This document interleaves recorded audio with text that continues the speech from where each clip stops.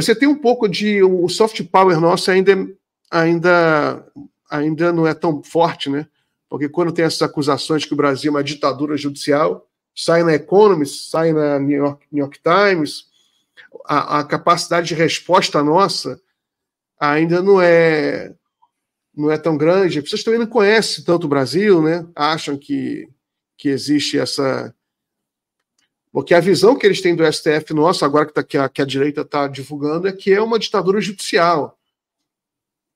Como é que você vê essa questão dessas acusações? Como é que você acha que isso se reflete lá fora? Você acha que isso pega muito ou você acha que se dilui? Olha só, o pessoal lá de fora conhece pouco de Brasil. De fato, o Brasil é um país que é muito distante, é exótico. A gente fala português, ninguém fala português mundo afora. A maioria dos falantes está no nosso país. Agora, o interessante disso, Miguel, é que quem é que provê as informações sobre o Brasil? É a imprensa brasileira, em larga medida. O gringo que escreve, quando a Economist escreve sobre o Brasil, você vai ver na matéria que tem uns 3 ou 4 que conversaram com o jornalista ou com a jornalista, não é? Quem faz a narrativa e exporta é a imprensa brasileira. E aí acho que é a chave da questão. A forma como o Brasil é consumido lá fora é, em larguíssima medida, tributária dos enquadramentos midiáticos locais, nacionais.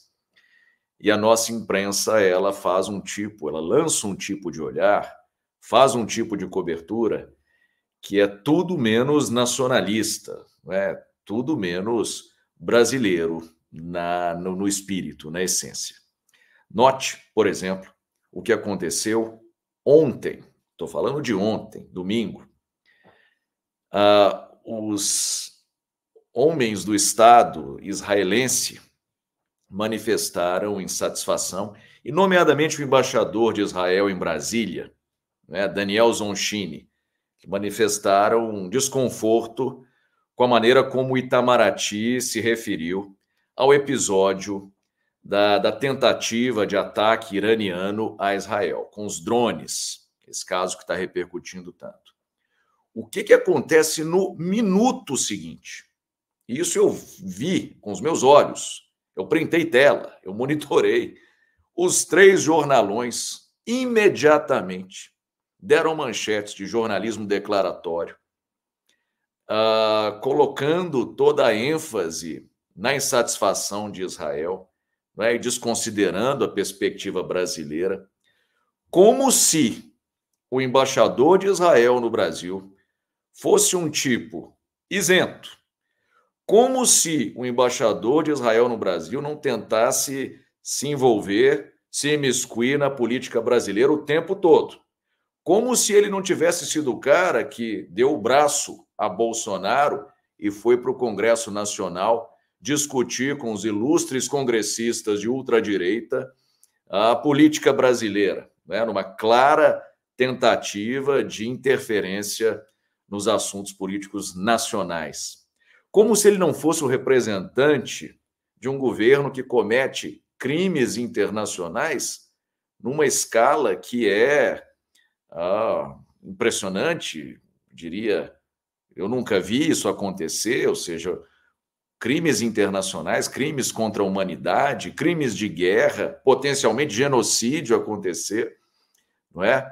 E a figura se arvora em voz autorizada, não é? Como se tivesse direitos de reivindicar do Brasil algum tipo de alinhamento. Olha, como se o país dele não tivesse declarado o nosso chefe de Estado e de governo, Lula, persona non grata.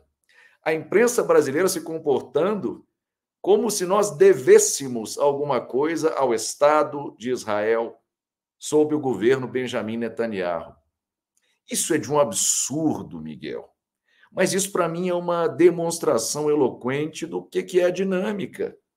É essa imprensa, com seus alinhamentos bem sabidos, né, com a sua maneira tão peculiar de ver o mundo, que abastece as narrativas lá fora em larguíssima medida. colegas conversam com colegas. Então, eu até vou isentar de culpas a imprensa internacional. E sempre que posso, eu converso com eles. Sempre que posso. Não adoro fazer esse papel, me consome muito tempo, eu gosto de fazer minha pesquisa, dar minhas aulas, cuidar da gestão universitária, levar minha vida. Mas eu não me furto a cumprir essa função, porque de vez em quando é necessário fazer contrapontos, não é?